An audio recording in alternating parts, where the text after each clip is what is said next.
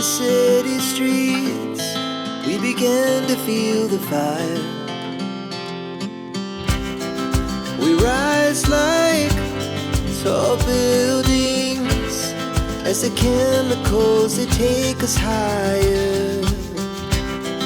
The night's young and it's just begun as she puts her hand in mine.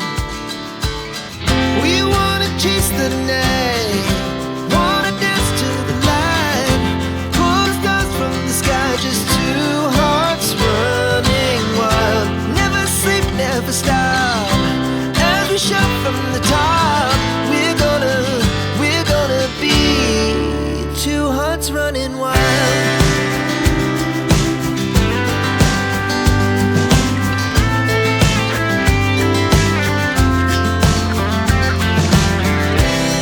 Now the morning is the afternoon, we lay awake in bed.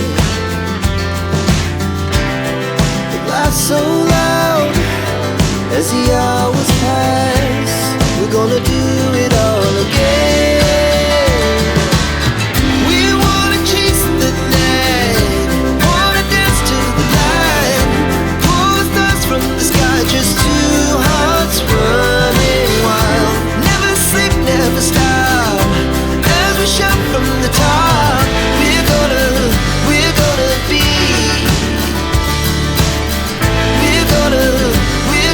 be two hearts running wild.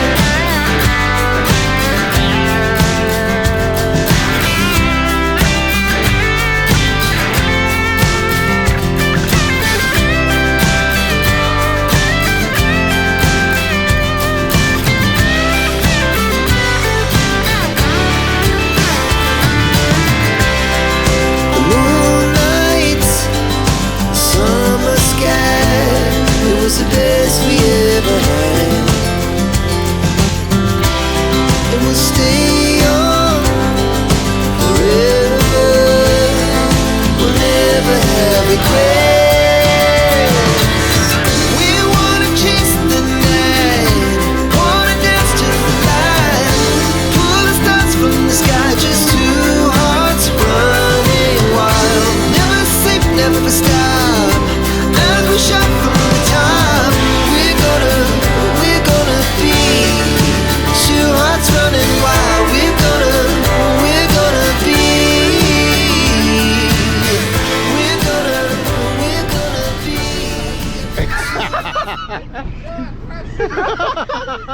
Yung navigator mo. Yung waist mo, ano, obsolete. Bisita pa na guide. Nagkuhan sa motor. Ikaw pa nag-guide sa amin. So guys, nandito na kami sa Wakela Game Farm. Boss Nanan, say good morning muna. Good morning, Boss Nanan guys. Dito naman tayo. Dito, kita na naman. Dito naman tayo.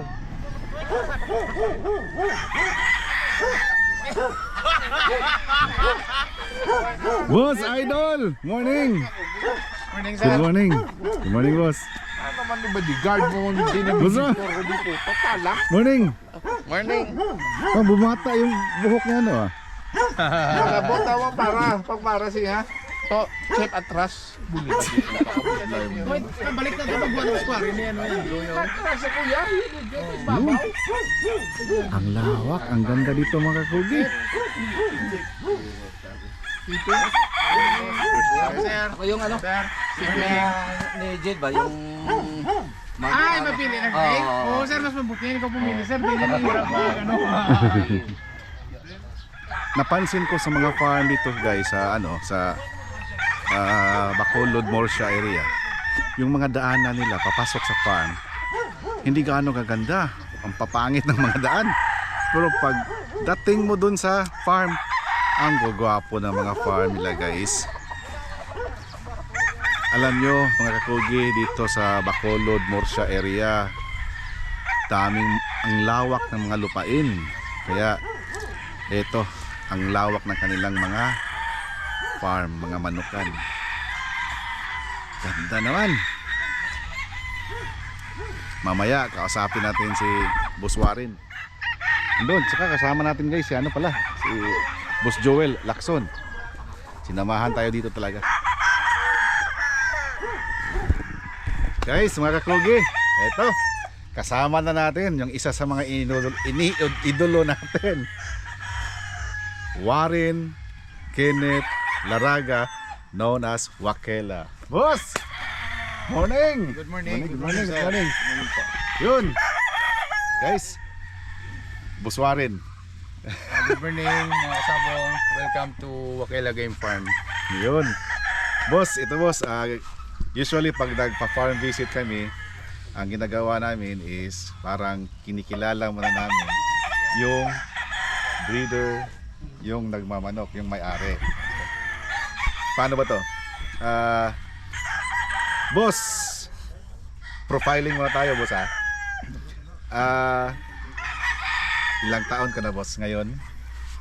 Overage na sir. Batang-bata kasi guys. I'm 51 years old. Hoy, kasing edad ko lang. Yes po. Mahilig lang sa manok. Yun. Sa 51 years mo, idol, ilang years ka na ba sa pagmamanok? So, kung ano lang, sobrang tagal na sir. Bali, elementary ako before. Nag-start ako sa bahay lang. Kaso yung time na yun, ayaw ng parents ko talaga. Pamanok-manok lang ito, isa, 5, yun lang. Tapos syempre, nag-rely lang tayo sa allowance natin sa parents natin. So hindi pa kaya magmanok ng ano. Na hanggang sa umabot ako, naging 14 years old ako. Naglayas ako sa bahay dahil sa manok. Dahil sa manok? Opo. Oh, talagang passion na passion, love na love talaga. yung Pero pagmamanok. yung father ko walang hilig sa manok, mga tsuhin ko lang. Oo. Pero- Pero tari ako, handa din.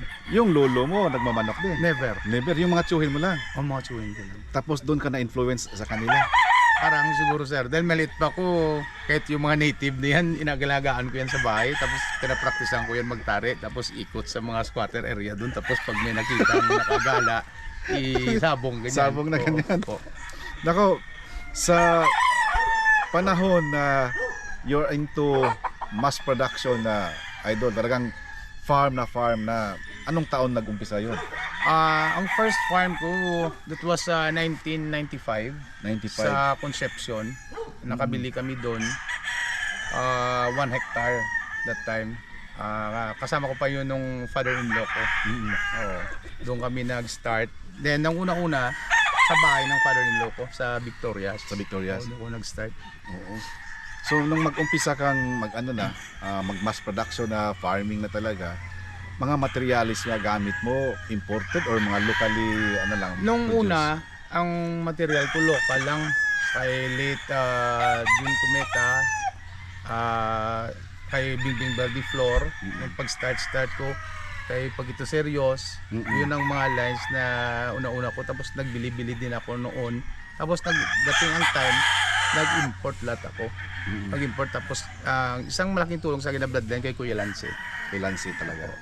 So meron pa yung mga bloodlines na ngayon, mga kay Lancy. Ang na-maintain ko dito na bloodlines na kay Kuya Lance, 2 lang.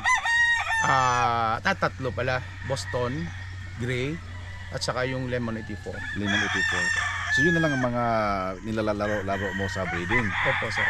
Kung ano lang yung nagpapanalo at saka yun na lang yung dati ang dami ko. Sweaterman ako eh. Yung pag-start ko halos at import, malaki din ang gastos pag-import. Tapos kumisan ang pinaka-importante pag nagpili ka ng material, ikaw talang sadyang pupunta doon. Pero yung sa online lang, ang hirap. Hirap talaga. Kasi Pero, minsan hindi mo talaga mapili. Hindi mo magustuhan yung dito, yung pagdating dito. So sayang lang. Sayang. Ako dami ako imported dyan na hindi ko nagamit. Diyan nakatali lang. Hanggang ngayon. Hanggang ngayon. Talagang hindi nagamit. Sayang. Hindi, pagdating dito sir na hindi ko magustuhan, wala. Hanggang mamamat yan sa cord. Yung ano bo yung tips mo boss, yung para sa yung mga Nag-i-import. nagsasabong din nga nag-import ba? Based to my experience sa import, madali lang mag-import. Pero advice ko yung mahilig mag-acquire ng mga imported, kung may chance na kayo pumunta at saka kayo mismo pumili, gawin nyo na. Dahil sa experience ko, almost 90% na import ko, wala.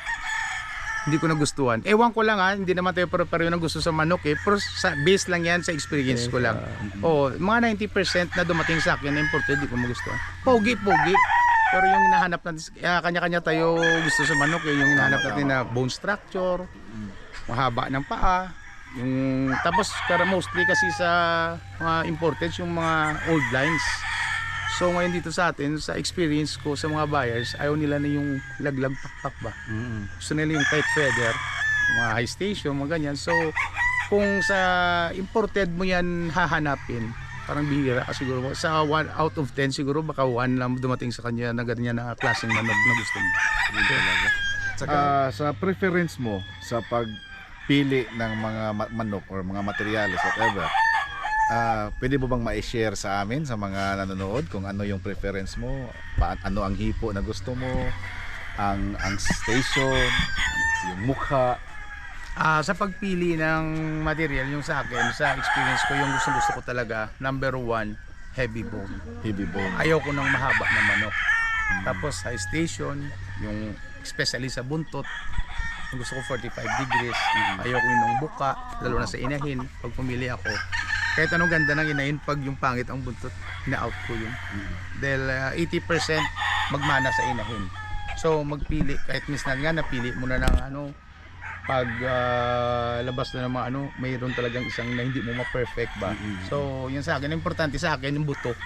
Ang manok, mata, feathering, yun. Saka isa pati yung nagpapanalo siyempre. Yun ang pinaka talaga Kung natin. papugihan lang, madali lang magpapugi ng manok. Hindi naman binabasihan yung sa papugihan. Tama. Oo. Yung mga criteria mo sa pagpili ng manok, nakukuha ba yan through breeding or may bloodline talaga dyan nga hit sa mo? Makukuha yan through breeding, through selection. Sa selection sa pag especially sa inahin, 80% sa inahin sa experience ko Tapos syempre yung yung structure, mga especially sa height, sa feathering, sa mga buntot, dahil pag pangit yung tawag dito sa amin, yung payungan ang tawag sa amin, yung tawag sa yun. Yung Yung mataas ba? Mataas, oo. 90% yan gagaya talaga sa inahin yun. No. So yun pala. Dito naman sa iyo boss, sa farm mo, paano ba nakilala si Wakela? Tsaka paano mo sinimulan yung pangalan na Wakela? Nung kasi yung bata pa sir, ambisyon ko talaga na yung lang ba, parang sabi ko, yung naginip ka lang ba, sabi ko in the future, pagkaya ko na ang pangalan ng farm ko maging Wakela. It's because ang name ko, ang first 2 letters is Warren Kenneth Laraga. So dinugtong-dugtong ko. Kaya dami na tanong sa niya, ano ka ba Chinese? Hindi, pure Bisaya to. Yung mga Pinoy ba? Pero parang may blood na Chinese ka ba? Wala. Yung mother ko sir, mga maliit na lang ng porsyento, kung baga sa breeding 1/4 lang. Tsaka may pa guys, dugo, high mistiso. station pa. High station. High station pa boss. Tsaka boss, yung Wakela, nakilala ba sa larangan ng sa sports or sa breeding? Ako sir, actually sa totoo lang, hindi ako gambler. Kaya maraming, alam mo yung hobby natin ito sa pagmamanok, kung minsan marami din issue. Sobra pa sa babae. Kung may marites yung mga babae, ang lalaki may mamarites din. Sobra pa. Kaya minsan simple lang. Marami akong narinig sa airport, bakit daw ang dami kong buyer na hindi naman akong lagi naglalaki? Simpleng sagot lang. Alam mo kung bakit?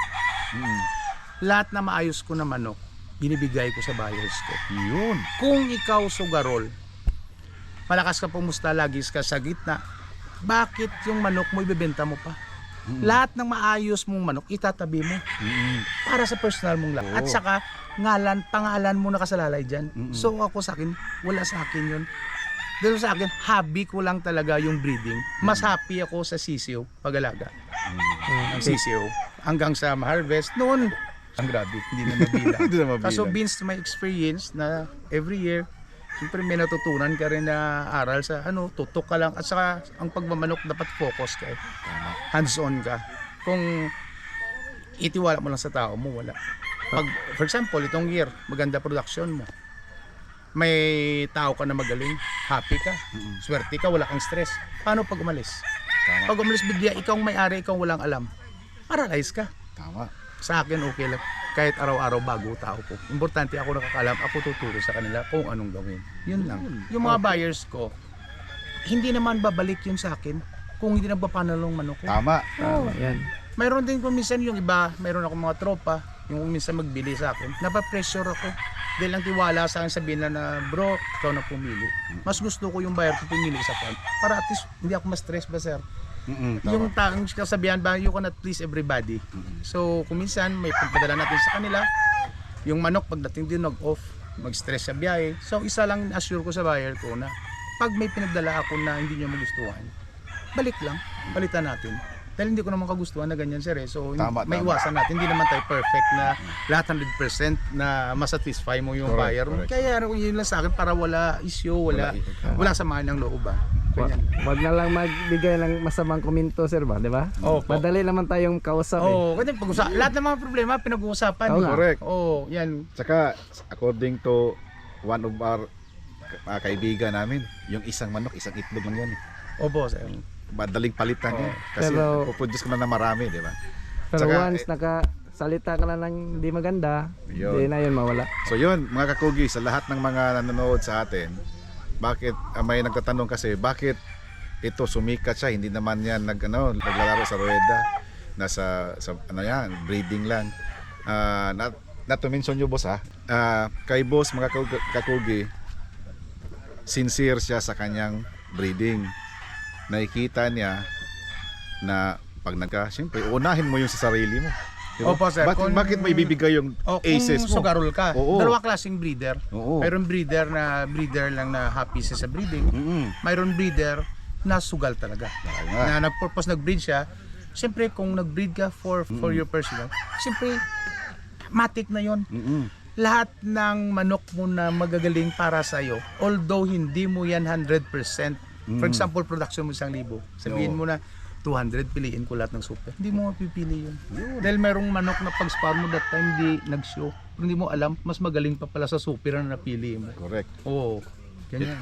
Ito boss, paano mo na i-integrate or na i-incorporate yung beauty at saka yung ability ng manok mo?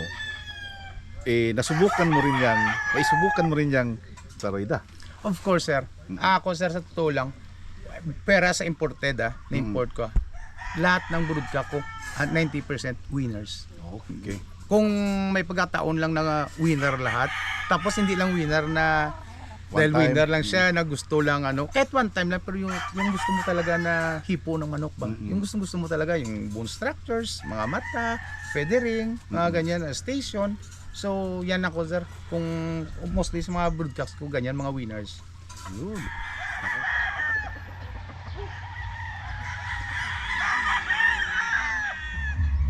Dito sa pagmamanok mo boss, alam ko mahaba-haba na rin ang experience mo sa pagmamanok.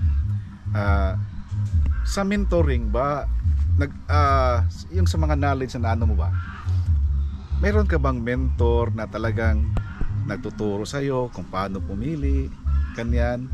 Tsaka pwede nating ma-share boss kung sino-sino yon. Dati yung una-una na sa tagal namin ng pagsama ni Kuya Lance, doon ako nagkuha ng experience sa pagpili ni maestro, Oo, ni Master. master. Pagpili ng maayos na manok. Hanggang sa na-test ko sa breeding na okay pala mga ganitong manok.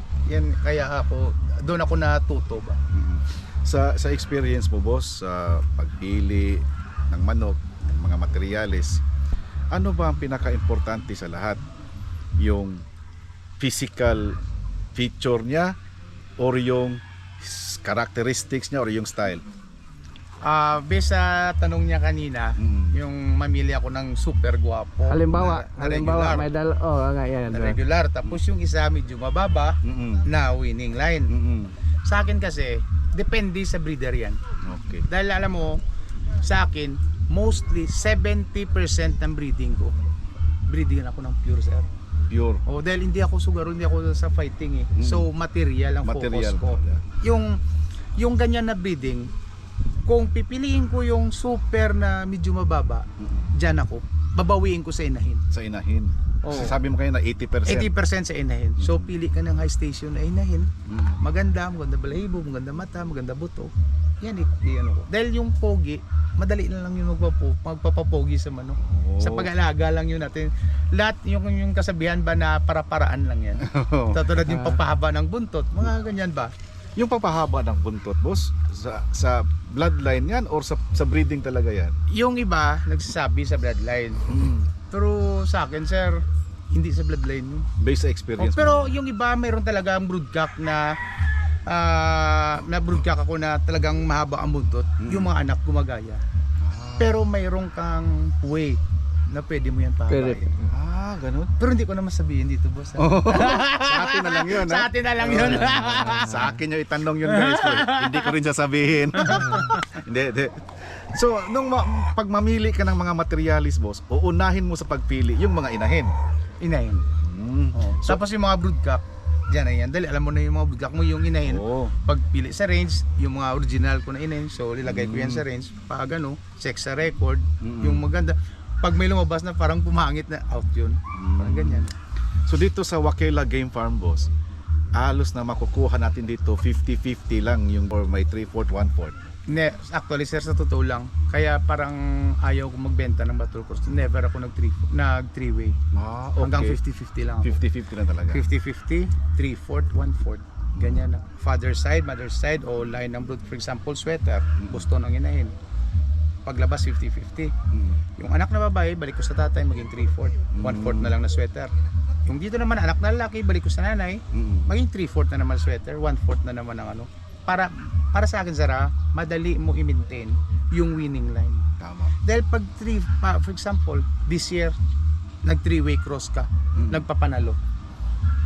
What if yung parents niya, paano mo maibalik? Dapat yung porsyento na mag 3-4 ka, dapat for example yung inahin mo 50-50, itong broodcock mo pure, pag i-cross mo ang ganyan, maging 1/2 ang blood ng broodcock, maging 1/4 ang inahin.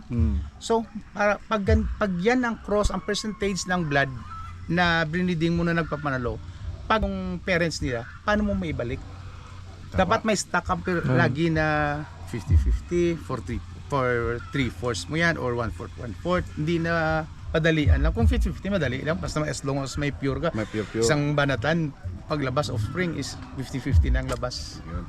Tama Yan yun. sa akin, sir. May natutunan. May natutunan kami ngayon, guys. Kasi kahit paano ba natin sabihin na itong manok natin pure or mga 50-50, ang nakakaalam lang talaga yung mga breeder. Tama yan. Pero Dapat sir, excuse muna, agawin ko yung ano mo. Yes, boss. Pero sa totoo lang, walang pure na manok. Oo, tama. Yung tinatawag ko yun ng pure, basihan lang yun. Basihan. Dahil yung manok, yung for example, yung lemon, paano ginawa? 3 bloodline yun. Hatch, butcher, claret. Tama. Pagdating dito, gawa na yan ng breeder. Siya nagpangalan ng ganyan. O, paano mo matawag na pure? Dahil 3 na, ginawa siya, naging lemon siya sa 3 bloodlines. Yung sa atin, tinatawag lang natin na pure yan. May For basihan reference. ka. May basihan ka sa Yes. records mo na ganyan siya. Correct.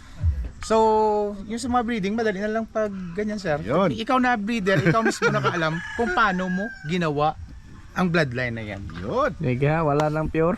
Yun Wala nga. talaga pure, sir. Yun ang ano ko kanina, boss, na pagsabihin natin na pure kasi sa breeder, ikaw man yung nag-ano. So, alam mo na itong manok na ito, sigurado ka na walang halo to, no? Opo. Tapos itong kabila, base sa ano mo, kung ano yung nandito Tulad mo. yung Boston ko. Yun. Ang Boston, kuya lang sila lahat. Nung una kong breed, lumabas 2 kulay. Oo. Light at saka yung millionaire dark. Ginawa ko 2 family. Sineperate ko. Ay yung isa, tinawag ko na miligaw sa pungkan. El Favorito. El Favorito. So, yun. yung isa, Boston, right out family, millionaire yun. Yan ang original na kulay ng Kay Pero Boss selective breeding, sa inahin, pinagtsagaan ko nung lumabas 2 inahin, ganyan. Hanggang sa dumami, balik na balik sa tatay, hanggang naging uniform. Ganyan na. Ang nangyari yan, boss, pag gusto mong maging uniform, for example, ito sa light color na Boston, Opo. yung El Favorito mo. Opo. Yung mga dark na lumabas, i-out mo yan. I-out ko. Oo. Tapos dito naman ako sa side na dark side. Diyan mo i-breeding. Pero huwag ka mag-breed na brother sister. Yun. Line breeding, same, balik lang sa kung saan mira ka maganda. Pinsan. Parang ganun. Oh, cousin. Cousins, Cousin. Oh, yun. Yun pala guys, pag nag-maintain, nagla-lock gin ka rin boss. Paano ba mag-lock gin sa ang Yung sa wakela? akin na try ko yan na nag-lock ako after seed fowl. Brother and sister meeting. Pero maraming deformities. For example, may lumabas ka, mag-lock ako, sinubukan ko lang 1 pair lang. Full brother sisters ha. Sa offspring for example, binigyan ka ng 10 lalaki. Oo.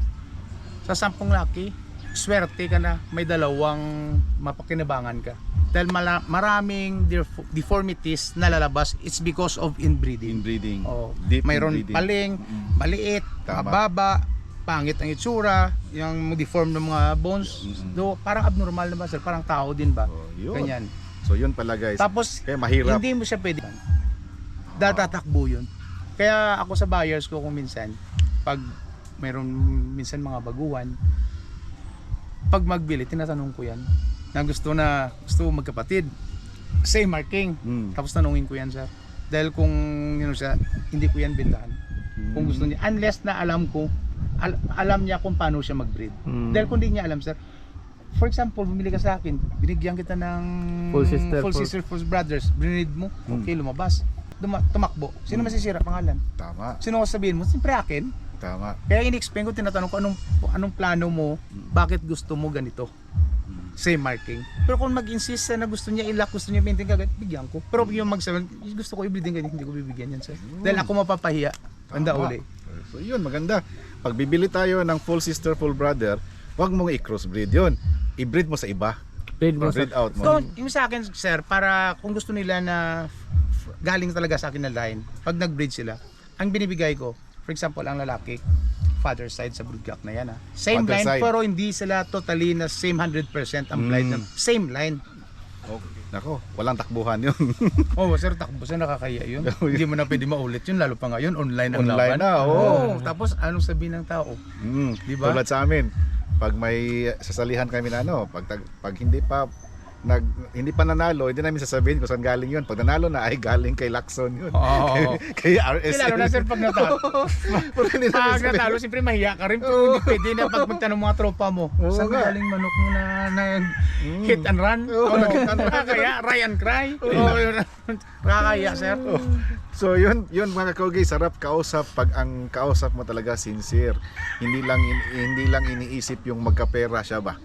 Yung pera kasi guys, papasok yan eventually. Pag ikaw mismo sincere, honest ka na breeder, sasabihin mo sa buyer kung anong gusto niya, tanong mo kung anong gusto niya, tapos sabihin mo kung anong maganda. Ito boss, magsasuggest ka rin, di ba? Kasi breeder ka, so naiintindihan mo kaming mga breeder din na mga maliliit. Sabi lang yung Nagsasuggest ka kung ano yung gwapo, ang maganda i-pair sa mga manok. For example, kukuha kami dito ng Albany. Ano bang magandang i-ano namin dyan sa Albany? For example lang, boss. Ang first ko to, sir, ang Albany to actually, mga 4 years pa lang sa akin. Dati, ako 80% I go with sweaters, kaya sweater lover ako. Ang Albany, first time ko to na-cross kay Master JRL na Rubol. Dalawa lang nung nag-start ko. Kasi Kuya Lancy lang at saka yung first ko na sweater is from Nene Abelio. Way back, tagal na yun. Mga 1999 yata. No, Pero wala na mag-umpisa akong kang daday na mag-ano ganyan. kay No. Boss Joel, mga anong Itong bloodline hot yun? chest, before marami akong hot chest na import ko. Marami, mga imported. Subukan. So, yung typical na chest talaga, yung multiple shufflers. So, Gusto yan ng mga beginners. yun nga, mga Yung mga unlipid. beginners sa manok, yung mga ganyan, mga abang, mga single stroke, yan ang gusto natin. Yung una kasi, yung pag-start ko ng manok, yung start ko ng manok, alam mo kung ano? Wala akong manok yellow leg, white leg. All hot chest. Because I'm fond of, gusto ko ng power eh. Kahit sa Facebook, mag-post ka ng ratrata na grabe, maraming likes, maraming comment. Post ka na abang na single stroker. Wala. Ang mag-like, tingnan mo kahit nag-like kayo, kahit hindi kayo friends, tingnan mo sa profile niya. Yan ang totoong magmamanok. Nakaintindi ng tamang bitaw, na tamang gusto. Mostly na mag-like sa ratratan, beginners. Same as Indonesian, Malaysian. Malaysian mas okay na dahil mayroon din ako buyer na we're almost for 11 years marunong nang pumili. So, kasi kaya sabi ko, kung anong gusto ng buyer mo, yan ibigay mo. Kaya marami akong hot chest dati. Pero the best na chess na sa cruises ko yung robot ni Master Joel Lacson. The best. So